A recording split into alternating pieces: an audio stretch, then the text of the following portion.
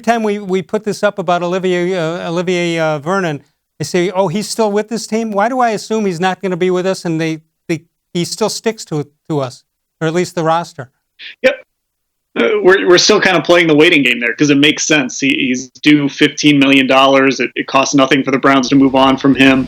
It would make sense to part ways with Olivier Vernon, but maybe this is just a situation where they aren't going to move on until they find somebody better. They need depth at that position, and even though the last 2 years he struggled with injuries, hasn't played a full season like it says on there since 2016. Maybe they want to wait till they can kind of lock in his replacement before they part ways. And who would have thought that he'd be the highest paid Cleveland Brown? Yeah, and that's really part of the problem is you want to say, well, it's $15 million for 1 year.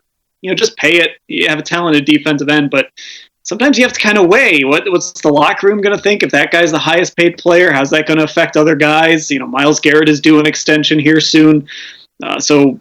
There's some politics involved too in this decision, I think. How about when you look at it, Vernon? They got rid of 2 linebackers here. You're keeping Vernon here at this point anyway. Do you think they're going to regret the 2 linebackers they lost?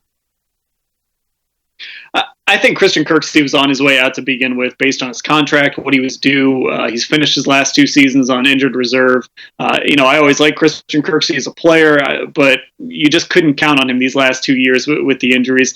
As far as Joe Schobert, look, it was a lot to pay for Jacksonville, but I do think they're going to miss him as the quarterback of their defense. He wasn't the best tackler. He wasn't a great run defender necessarily, but he was a good coverage linebacker. And he really was the middle of that defense. He was that Mike linebacker that you always look for, a guy that can make the calls, make the adjustments, had a nose for the football. I think they will miss Joe Schobert a little bit.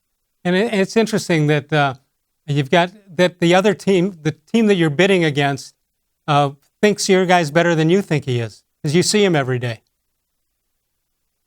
Yeah, I think so. You take a guy for granted, and you're kind of exposed to what he can't do, and you sometimes forget what he can do really well and how that fits. And the reality is now you've got to find somebody to play that position, whether it's Mack Wilson or somebody else. It's going to be a big ask to fill Joe Schobert's shoes. All right.